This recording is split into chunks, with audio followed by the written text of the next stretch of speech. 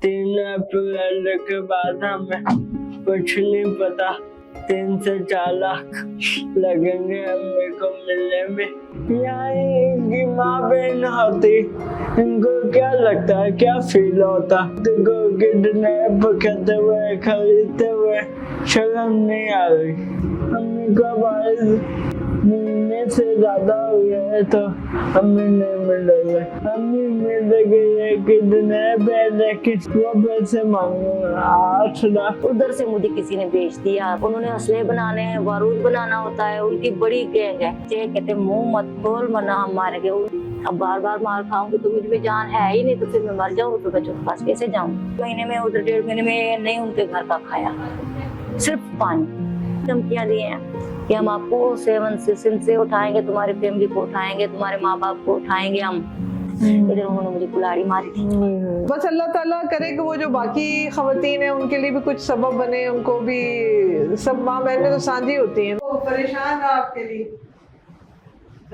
आप हमें बताते हो आपके लिए फूल मंगाते हैं माशाल्लाह।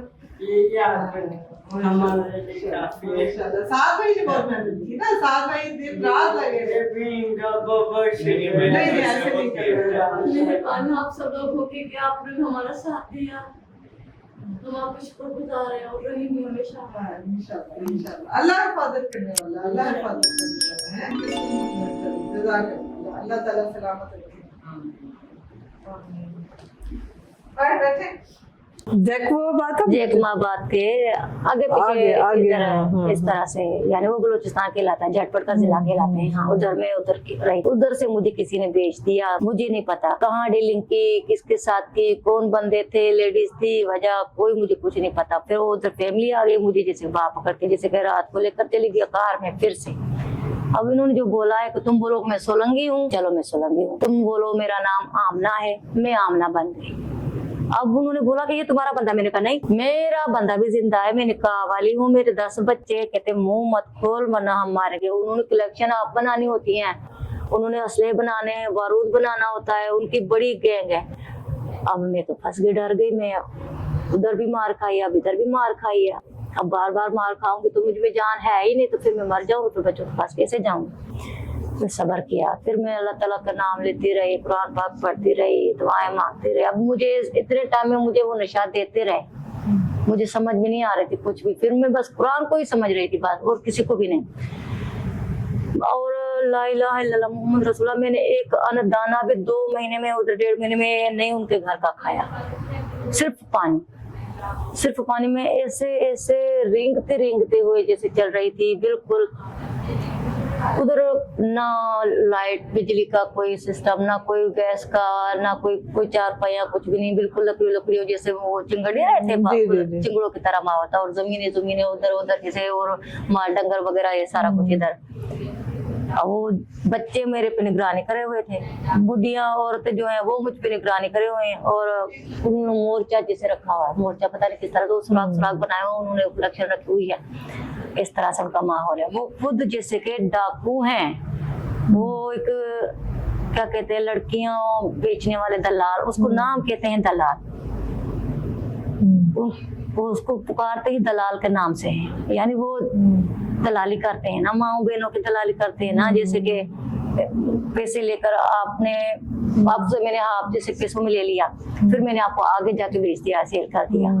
इतना भी मुझे उन्होंने बताया कि हमारे यहाँ डॉक्टर भी अपने हैं, पुलिस भी हमारी अपनी है, यानी हर शोबेजात में जो है ना हमारे अपने अपने हैं, वो बड़े बड़े ओहदेदार हैं। अब तो लाजमन डर लगना ही था।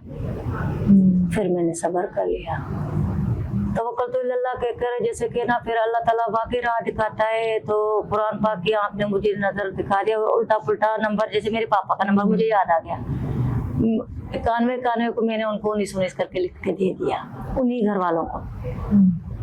अब तो मुझे मारे कि साथ सो जा, के साथ बैठ जा, मेरे कुछ भी नहीं होगा। वो जो था बंदा, वो साईं बिल्कुल मलंगा साहब, उनको कोई पता भी नहीं, कोई कुछ। अल्लाह ने मुझे करम किया मेरे बच्चों पे कि अगर वो शातिर दिमाग होता, कोई पढ़ा लिखा या कोई इस तरह से जैसे होता नॉर्मल सा बंदा ना, तो शायद मुझे तो। और उन्होंने धमकियां भी दी हैं, अभी भी धमकियां दी हैं कि हम आपको 7 से उठाएंगे, तुम्हारी फैमिली को उठाएंगे, तुम्हारे माँ बाप को उठाएंगे हम।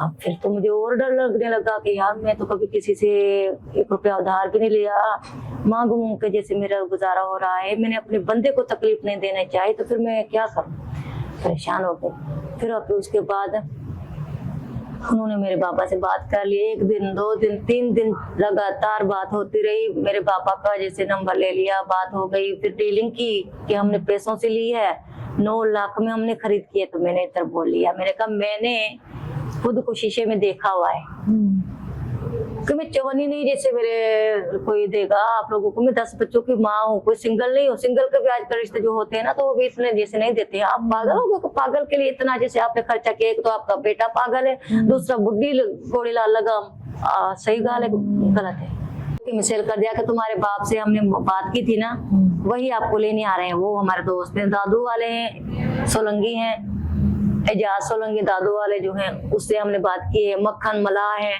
उससे हमने आपकी बात कर ली। ये दादू में रहते हैं, ये वो बलोच गुलवानी, ये मलाह और सोलंगी, इनका क्या लिंक है, क्या रिलेशन है? तुम बलोच हम सिंधियों में जैसे कि क्या तुम्हारा तावन है, चलो वो आपस की बात होगी, तुम लोगों के हम क्या जाने, हो गए। लेकिन फिर उस टाइम मुझे नहीं पता था कि उस गैंग में मेरे पापा ने जो कंप्लेन की, आप लोग को वीडियो वायरल हुए, ये वो सारा कुछ हो गया। तो उसके बाद उन्होंने शायद देखा है, देख के फिर उन्होंने मुझे रातों रात निकाला है।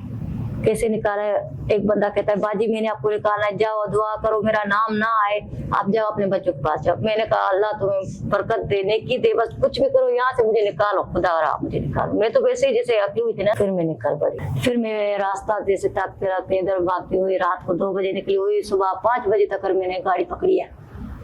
गाड़ी में डब्बा गाड़ी में बैठ गई, फिर उधर मुझे जैकमाबाद पहुंची, मेन पे भागते भागते ना जैकमाबाद पहुंची। उधर मैंने किसी से पूछा भाई ये क्या इलाका है क्या, तो उन्होंने बताया जैकमाबाद है। फिर मैंने कहा इधर से मुझे कोई गाड़ी मिल जाएगी? उन्होंने कहा हाँ मिल जाती, सखर तक।